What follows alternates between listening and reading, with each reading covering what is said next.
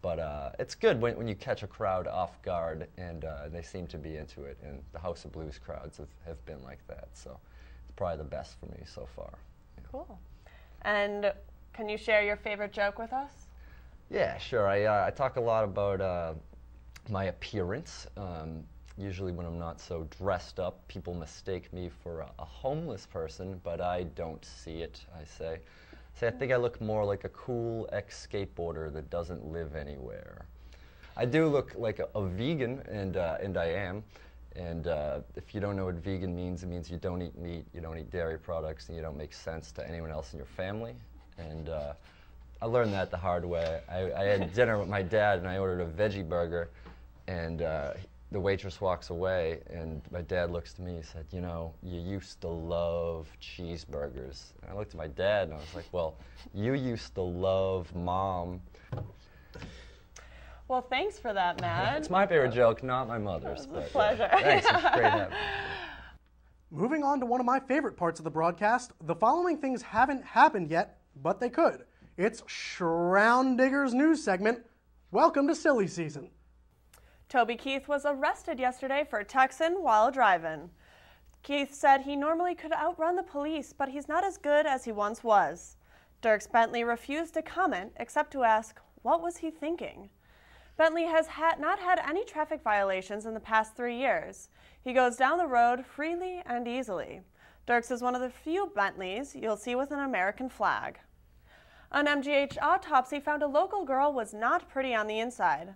The results have made one doctor a topsy-turvy. Cannibals have eaten Angelina Jolie. They say she was the best thing since sliced bread. While the Cambridge YMCA is returning its pool to the buddy system, the club hopes to teach kids an important lesson: socialize or drown. A national efficiency survey found that Americans could save 10,000 hours a year. It suggested giving children books that are already colored in. The report also said that the best things in life are free. Sorry, prisoners.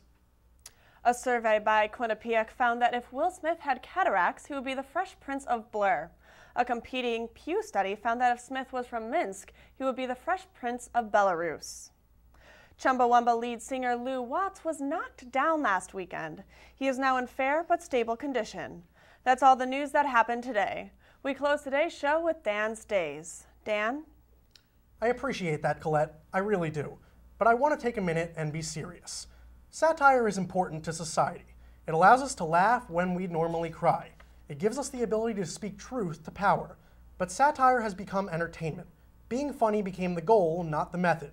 A lot of what Colette and I have said is silly. Too much of it was, in fact, pun-based. But there's core of truth to it all. I'll speak plainly. Nowhere outside of politics is an essential business so reveled. The very word journalist evokes the idea of a hollow-headed newsreader. The word reporter, as Miss Eastman and Miss O'Leary have shown, means an egotist, someone whose job it is to stand for 30 seconds in front of the latest tragedy. And this is not the fault of an individual company or person.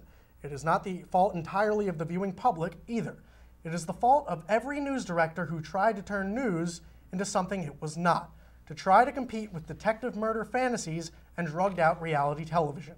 It was every reporter who believed that the facts of the day of our nation and world were boring, that violence and danger trumped the idea of a true event, faithfully explored.